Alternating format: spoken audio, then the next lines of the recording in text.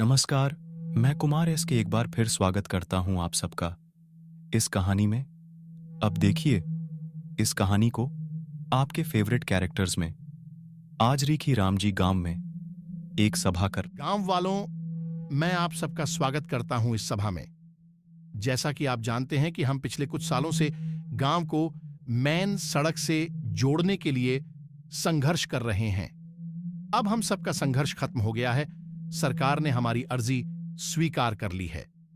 कल सरकार की तरफ से एक सरकारी अधिकारी और कंस्ट्रक्टर गांव का निरीक्षण करने आ रहे हैं। उनका स्वागत। रिखी राम जी की बात सुनकर गांव वाले कहते हैं, हाँ हाँ, क्यों नहीं, हम उनका स्वागत जरूर करेंगे।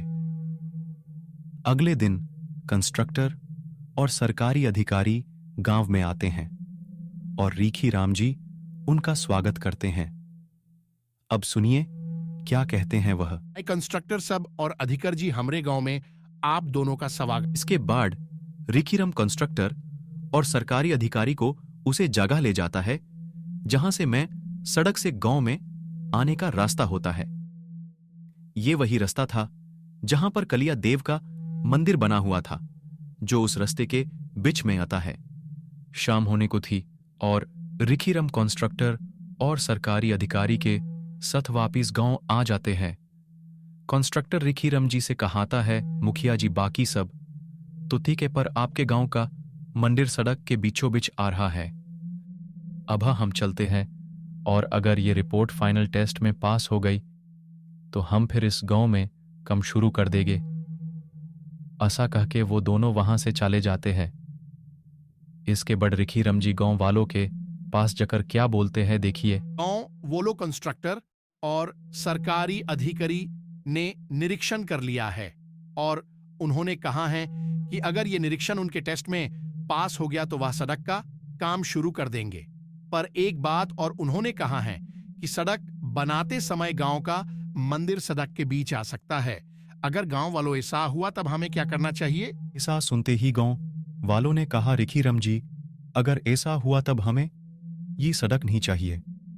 आपको पता ही है कि इस मंदिर का रहस्य क्या है। तब रिखीराम बोला, हाँ मुझे अच्छे से पता है, पर अभी फिलहाल कंस्ट्रक्टर ने कुछ नहीं बताया है। जब वह कुछ बताएंगे तब फैसला करेंगे। आगे देखिए कि कंस्ट्रक्टर। रिखीराम जी नमस्कार, आपको बधाई हो। टेस्ट में आपके गांव की सड़क पास हो गई है, पर आपका कलिया देव का मंदिर सड़क के बीच आ रहा है, इसलिए हमें उस मंदिर को वहां से गिराना पड़ेगा, क्योंकि मंदिर सड़क के बिल्कुल बीच में आ रहा है और हमारे पास कोई रास्ता नहीं है। क्या रिखीराम जी, आपको इस फैसले से कोई प्रॉब्लम है? कंस्ट्रक्टर साहब, क्या इसके अलावा और कोई रास्ता नहीं है? क्योंकि इस मंदिर के साथ हमारी सदियों से आस्था जुड़ी है।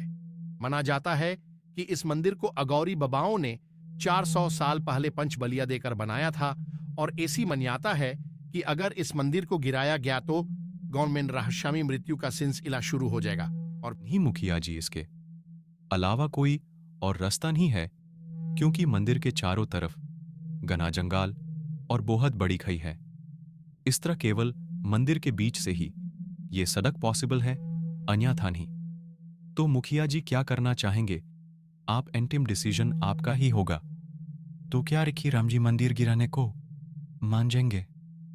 देखने के लिए जुड़िए हमारे साथ और सब्सक्राइब कीजिए सनलाइन स्टूडियो को। न्यू एपिसोड्स बहुत जल्द। Thank you for watching. Please like, share and comments.